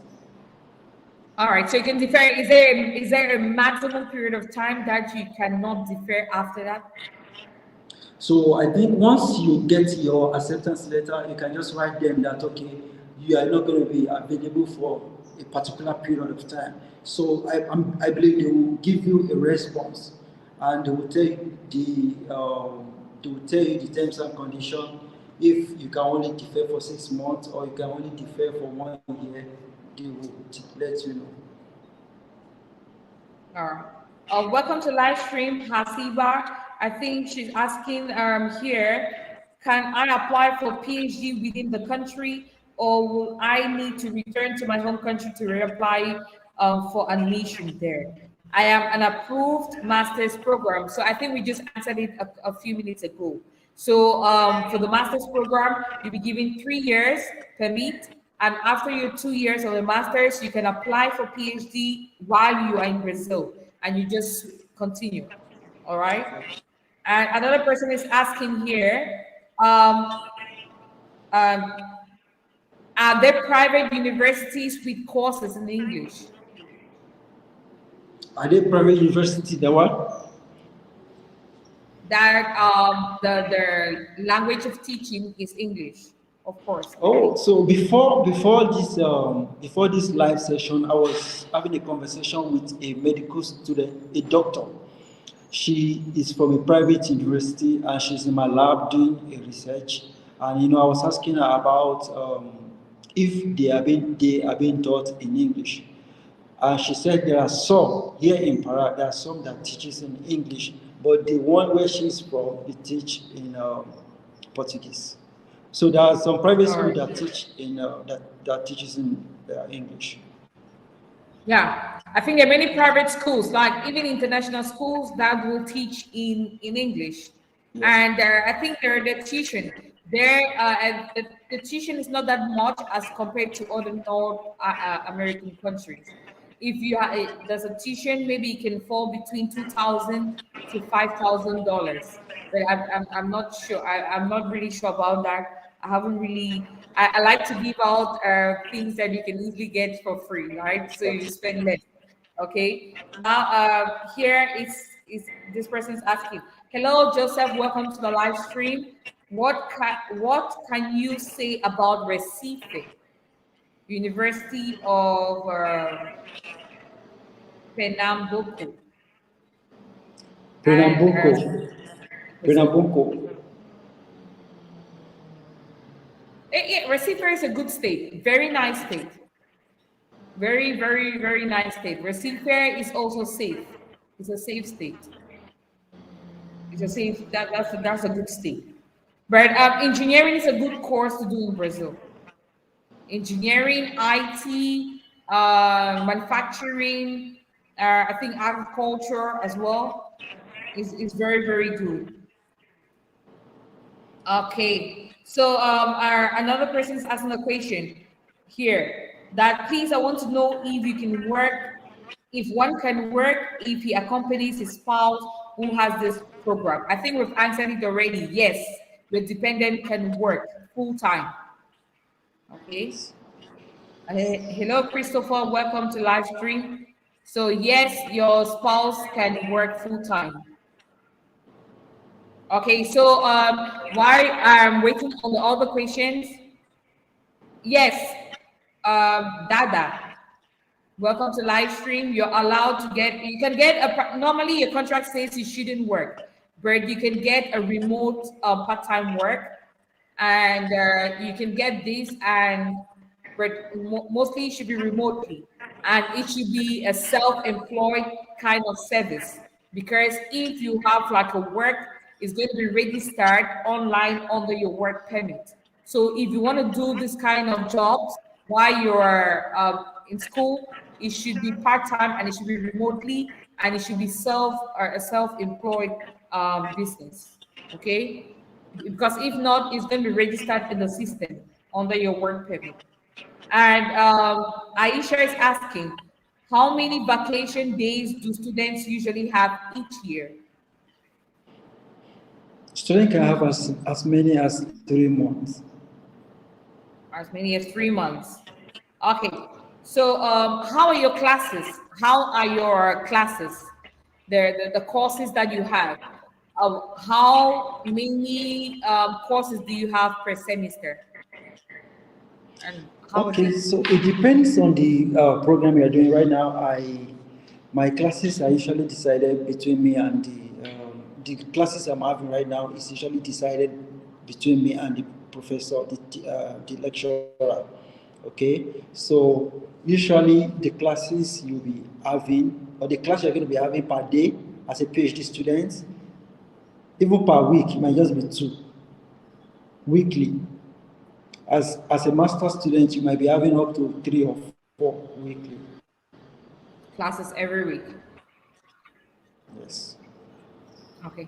So, is there a specific time? Do you do also like the other levels, like morning session, afternoon session? Do you do like that?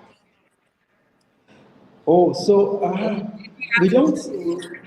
we have to, once we decide that okay, this is the time we're going to be meeting, then we just meet. Like the language class, when I came, the language class, they didn't get our opinion about class anyways for the language class. So we're just told that every 2 p.m. on Fridays we're going to be having. So they just told us the venue of the class.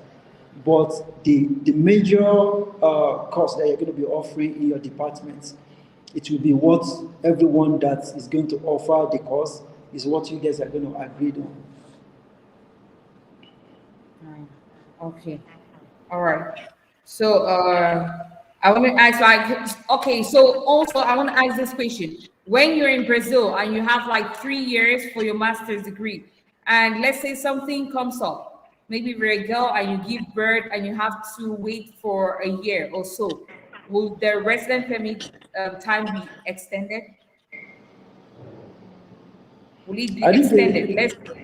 If you start studying and then something comes up that you have to like defer from your like you have to stay away from your studies for maybe a year or 6 months, will it be Okay. added to your resident permit? Oh, so if you're not going to be in the country, I don't think it will be added. I don't think it will be added. Okay, so it cannot be added. If in as much you're not going to be in the country, but if you be in the country, it might. But usually, I don't think it will be added.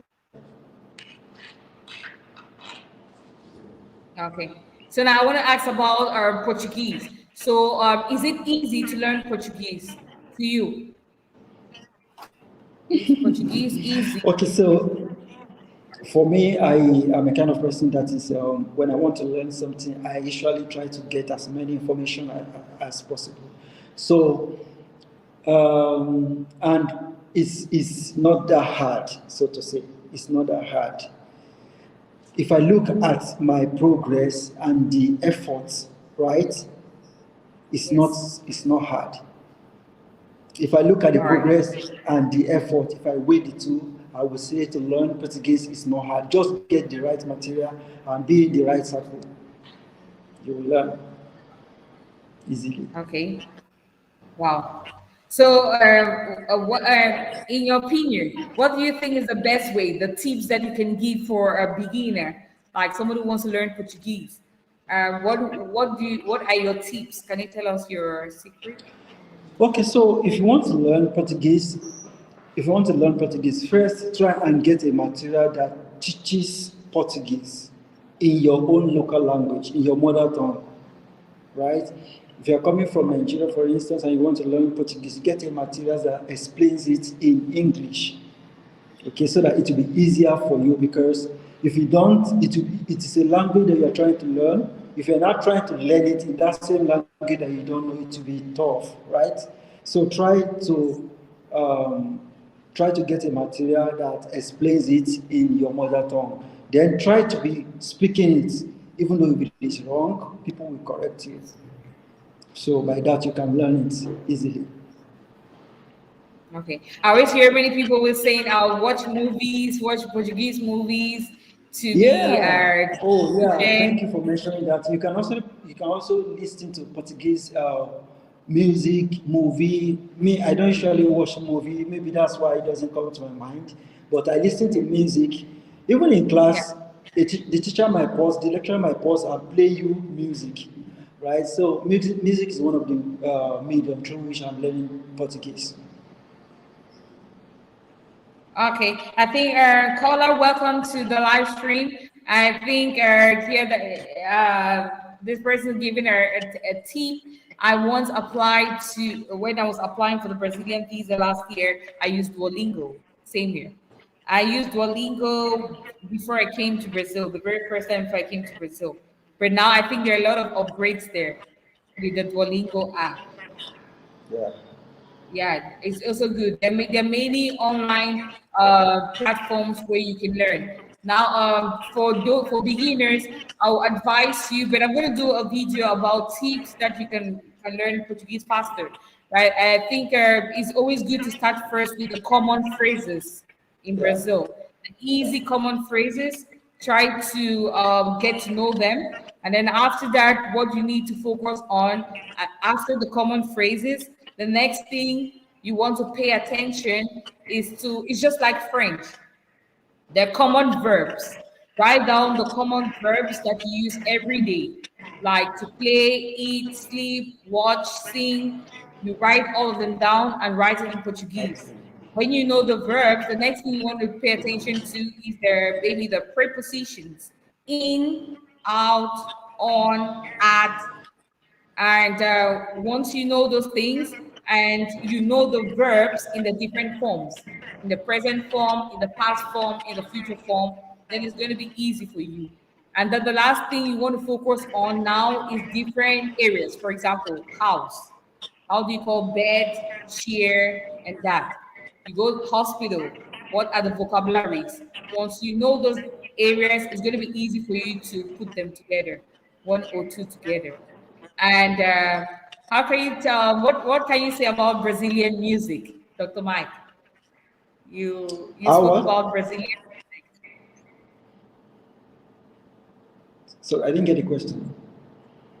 What can you say about Brazilian music? You said you always listen to Oh Brazilian yeah, music. Brazilian music is very, they are very interesting kind of music, and Brazilian they are very rich in culture, so to say. So their music is intertwined with culture and some other things.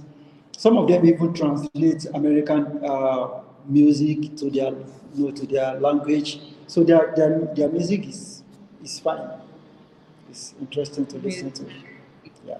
Yeah, the music is very nice. And somebody is asking still for accommodation. Welcome to live stream, love it. We spoke about accommodation already. Before you're coming in, I sent a link in this chat section. I think maybe you can follow it later on. I'm going to leave the chat open, and after the live show, you can rent like a temporal housing. And then when you reach Brazil, there are a lot of rental services everywhere. Like even every 100 meters, you can have like two or three rental services, even online. It's going to be easy for you to get a short-term or long-term rental. And here, somebody's saying here that if you're in Nigeria, you can enroll for Portuguese in LASU. That's if you're very sure of getting your Brazil visa to Brazil, then you can enroll into maybe Brazilian courses from your country, from your home country. Okay, and somebody's asking a question here. In terms of accommodation, what do you advise a newcomer to Brazil about apartment hunting? What is the best way to secure accommodation and the charges? I think we're spoken about this already as well. We're spoken about accommodation, like I said.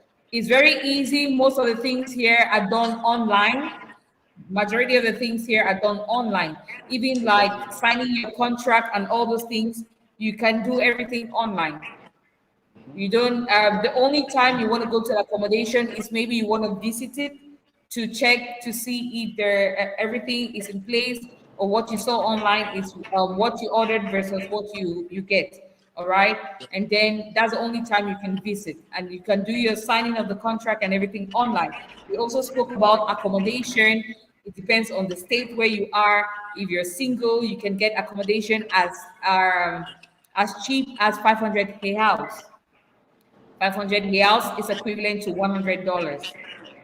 500 reals to plus. It's up to you. Okay. So I'll just leave the next maybe 5 minutes. If you have any more questions, you can drop them about Brazil and about studying in Brazil through this program as a whole. Now, there's somebody who spoke about sending the link for private universities. Private universities, I think 80% of Brazilians as a whole, or the population of Brazil, 80% are enrolled in public schools. If you check their statistics online, so very very few enroll in private schools, and majority of them is in Portuguese and Spanish. You have just very few. Maybe you're going to see a university that will not be giving you a program that of your choice in English. Okay, so I want to ask this question, doctor. What if your program is in Portuguese and you don't know Portuguese? How can you easily catch up? Do you have to be doing translations for every course? So you have to be, once you get to Brazil, you can tell your coordinator to give you space to like 3 months to learn Portuguese. But the longer it is, the it will just be as if you are delaying your program, right? So you can actually be going to class, interacting with colleagues, and be going to your language class. So the only thing is that once you're about to do exam, if you're doing masters, when it is time for you to do exam, or you can approach the professor and ask the person if it is possible for him or her to give you slides of the classes so that you can translate them. And you can also ask if it is possible for you to be assessed in English. So if the professor says yes, because most of them are very flexible, they can say yes. They can say yes to you. So if they say yes, then that means you are good to go. But if it is somebody that is kind of not okay with that kind of proposal, you might just have to find way around it. Okay, you might decide that you don't want to write the exam yet. See when you understand. Okay. So, yeah. So that's another thing. I just want to ask, the program that you enrolled in, was there the language or of the medium of teaching, right? The language. Was it in English? No, the one Is I'm it doing right here is in Portuguese. for yours is in Portuguese. All right. Yes, yes, yes. Wow. So let's talk about the education in Brazil as compared to that of Africa from Nigeria. How is their education, the quality of education? Oh, the education, the quality of education, what I've seen so far is standard.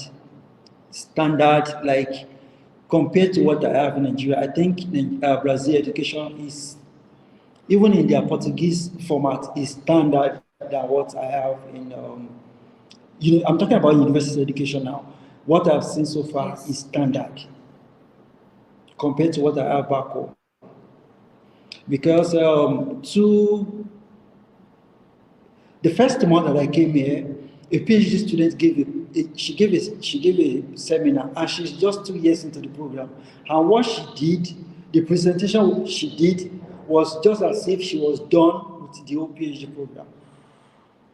In terms of the quality, they invited different people. They invited somebody that she one of the things she used was a particular statistical app, and the person that built the app from UK connected to the proposal, and she was just 2 years into the program, and they invited a medical doctor too, and the kind of questions they were asking her and the way she was able to respond, I was wowed. And later, subsequently, people that presented theirs, it was a challenge to me to sit up. Okay, so their level of education is standard, especially at the university level. Yeah. It's really cool. I love the way, like, even now, the 21st century, they're more of like the teacher is more of like the facilitator. Like all back then in Africa that we used to study is more of like theory. And here now you can see it's more of like hands-on, practical. Exactly. There are times when you mostly have to do presentations and all those things, which is completely or totally different from What we have in back. Africa. A lot of hands-on. There's a question that somebody asked me before. Do you know if there are vocational universities here? I've never Do I really done what? a about that. Do I what? Vocational universities. like vocational schools? There are vocational courses that you can enroll for, even if as you are doing your master's or PhD. There are some other vocational thing you can enroll for. For instance, in my school, you can enroll for music school. Okay. Wow. Just yesterday, somebody sent a vocation to our group, foreign student group. Like if you want to learn how to do cafe, if you want to learn how to do cafe, so there are different vocations that scattered across this place that you can enroll for. Okay. So yeah. So I think love it. I think we've answered about their work. We are not permitted to work, but how do we do side hustle? We've already answered it before. I think maybe if you go in the live stream before, we've answered that. Daniel, about Pelotas, is Pelotas a safe city? Oh, we have thousands of cities in Brazil. So I've never heard of this city before. So, but I think like when it comes to safety, it is just you to come experience it because the way that I think I asked doctor before, the way that he heard about Brazil is not the way that he experienced it. So talking about safety, it depends on you. All right. Now, what are the things to consider about looking for rent? We answered that already. And being close to the university, that's up to you. How you're going to look for your rentals. I've also done a video about renting in Brazil. Okay.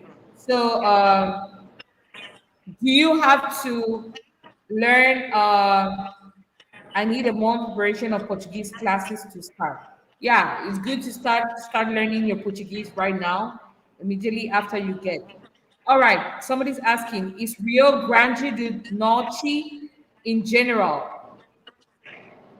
and Natal specifically a safe place? Or if you have any information about that. I think Natal is also a safe state. I saw it under safest cities, Natal. Okay, all right. So I think we've really answered a couple of. I think we've answered a lot of things about studying in Brazil, and there's some useful links that I've done videos before. I'm going to leave them in the description section for those who want to follow, as well as if you have any other questions that maybe you remember after the live stream, you can leave them in the comment section. All right, you can leave them in the comment section, and we'll be always here to answer the questions. So, Dr. Mike, what advice can you give to prospective students for this program? Okay, so thank you very much. What I would say is that if whoever that is coming to Brazil, just right now, as part of your preparation, include the Portuguese class as part of your preparation, okay? So that by the time you get here, it will be easy for you to move around, to carry on. And by the time you get to Brazil, you will learn more. And Brazil people are usually willing to assist. So if you are coming to Brazil, it's a good thing. Don't see it as a big challenge in terms of the language. Don't see the language as a big challenge. By the time you get here, it's what you can overcome.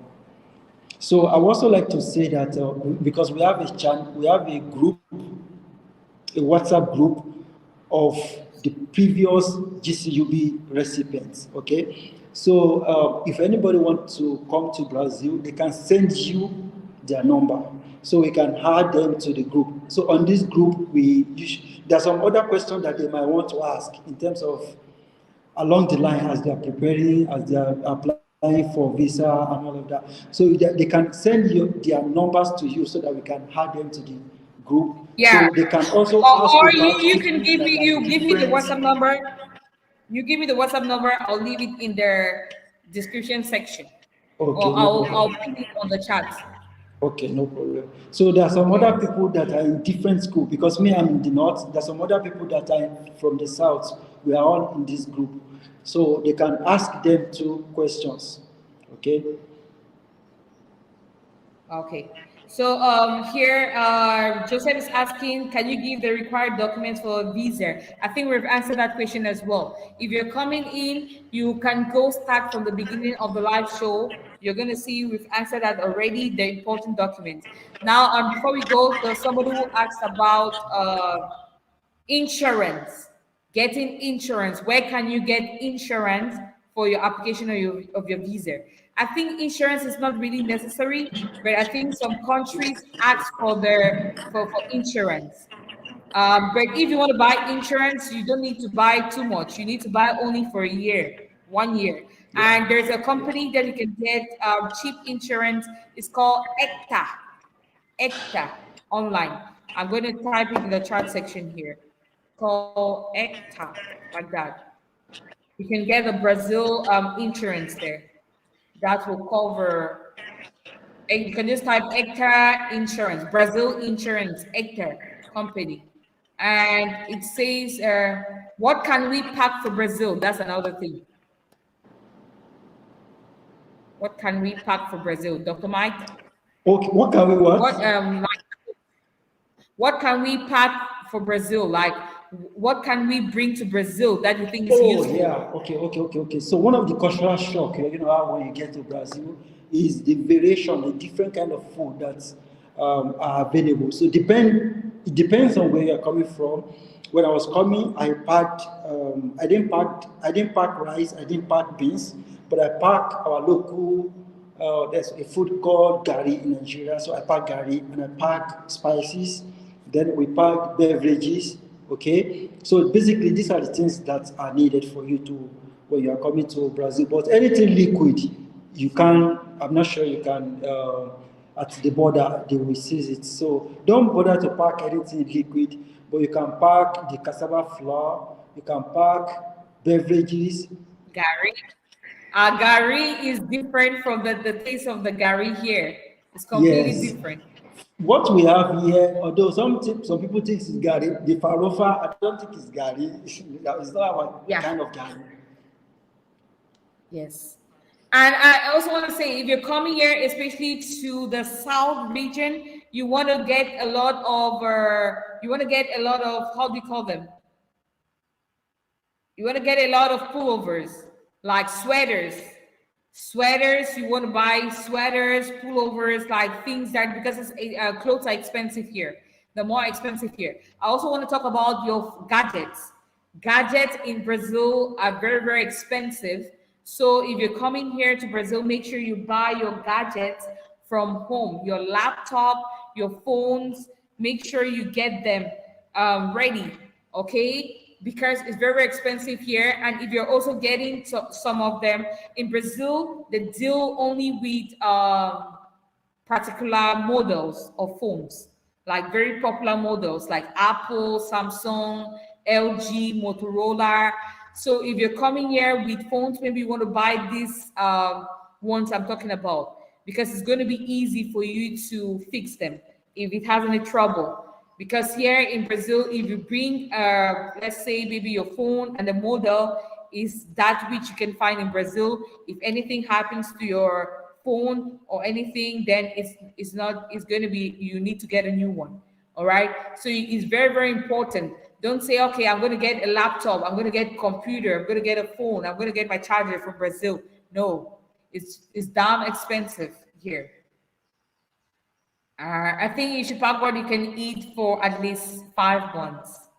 Okay, yeah. So that's it. So I think that's it. How long does it take for the visa to be out?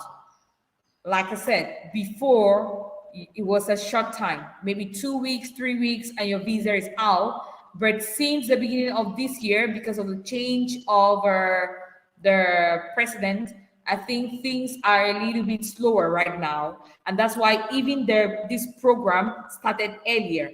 The first edition started in October. The application started in October, and the results were out around November. The studies had to start in March.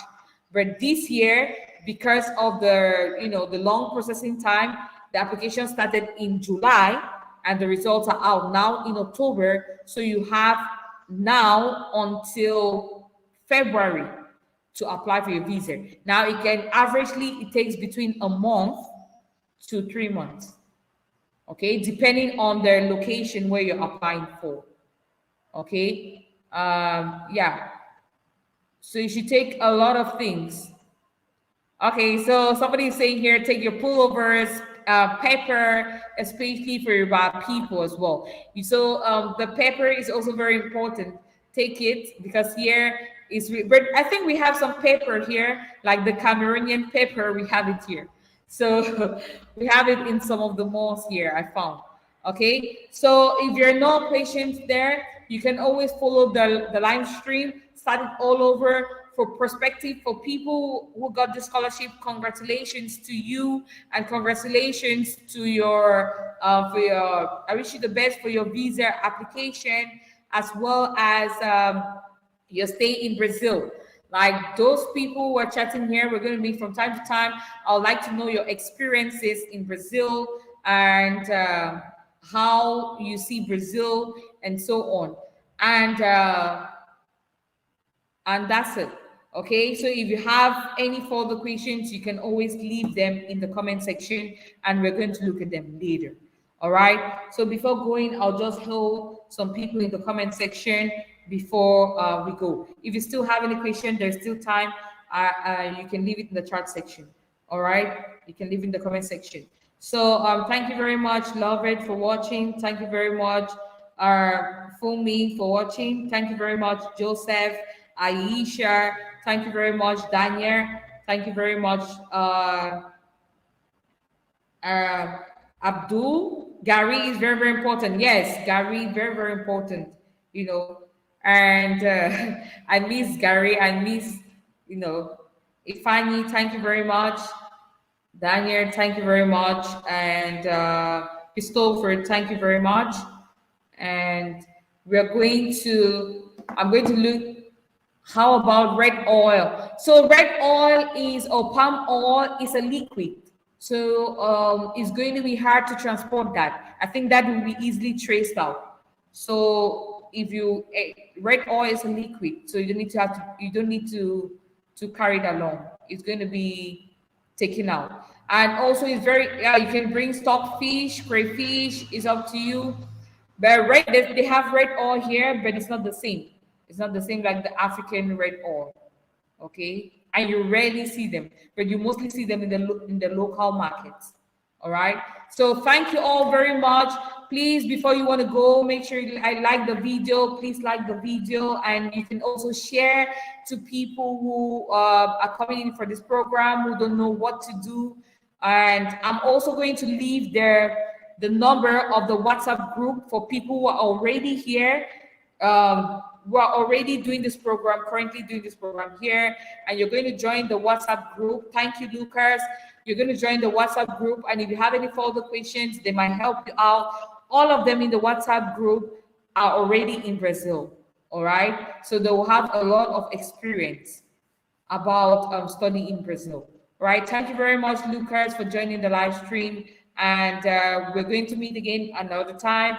Thank you very much. Please, if you haven't subscribed, please subscribe, and to like, share, and hit the notification bell as well, so that you get updated every time I upload a new video. Okay? Thank you very much. Bye.